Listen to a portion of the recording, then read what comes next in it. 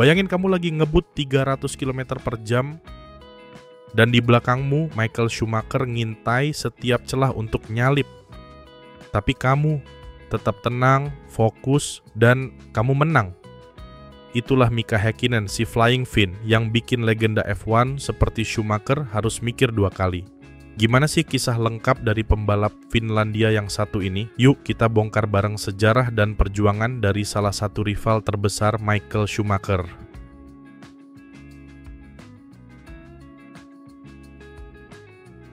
Mika Pauli Häkkinen lahir pada tanggal 28 September 1968 di Vantaa, Finlandia.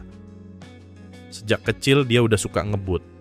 Di usia 5 tahun dia udah naik go-kart. Dan bukan go-kart sembarangan loh. Go-kart pertamanya bahkan pernah bikin dia nabrak pohon. Tapi dari situ, tekad dan semangat balapnya tumbuh makin besar.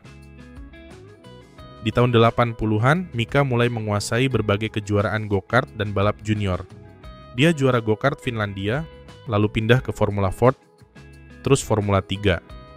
Tahun 1990, dia jadi juara British Formula 3, dan langsung bikin mata dunia Formula 1 ngelirik ke dia. Oh ya, di Formula 3, dia udah duel lawan Michael Schumacher, dan itu jadi awal rivalitas mereka. Tapi jalan Mika nggak selalu mulus. Di tahun 1995 di Grand Prix Australia, dia ngalamin crash horror. Ban belakangnya pecah, mobilnya nabrak tembok, dan dia sempat koma. Bahkan dokter bilang dia hampir nggak selamat. Tapi setelah beberapa bulan pemulihan, dia balik ke lintasan. Dan dari situ, karirnya malah meledak. Di tahun 1998, McLaren punya mobil yang super kompetitif. Mika nggak nyia-nyiain kesempatan. Dia menang 8 dari 16 balapan dan jadi juara dunia. Di tahun 1999, dia pertahankan gelarnya meski lebih berat. Persaingan makin panas sama Schumacher dan setiap balapan rasanya kayak film action.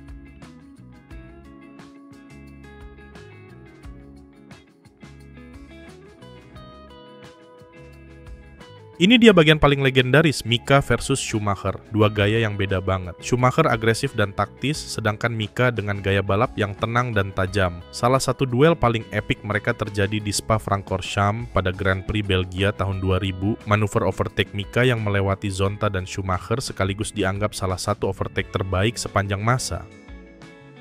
Di tahun 2000, Schumacher akhirnya mengambil gelar juara dunia.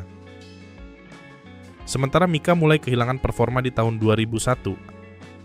Akhirnya dia putuskan pensiun sementara, tapi nggak pernah balik ke Formula 1 sebagai pembalap full-time. Tapi dia sempat comeback di DTM, German Touring Car, dan tetap menunjukkan skill balapnya yang tajam. Setelah pensiun, Mika lebih fokus ke keluarga dan juga jadi brand ambassador untuk berbagai perusahaan, termasuk Mercedes-Benz.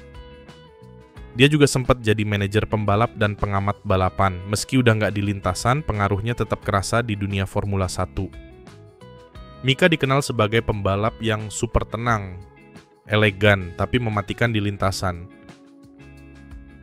Banyak fans bilang kalau bukan karena Schumacher, Mika bisa juara lebih banyak lagi. Tapi justru karena rivalitas mereka, era 90-an jadi salah satu era emas Formula 1 yang tak terlupakan. Jadi itu dia kisah lengkap Mika Häkkinen, sang Flying Finn yang bikin Schumacher harus kerja ekstra keras tiap balapan. Kalau kamu suka video sejarah pembalap legendaris kayak gini, jangan lupa like, share, dan subscribe biar nggak ketinggalan kisah legenda Formula 1 lainnya. Tulis di komentar ya, siapa rival Formula 1 favorit kamu?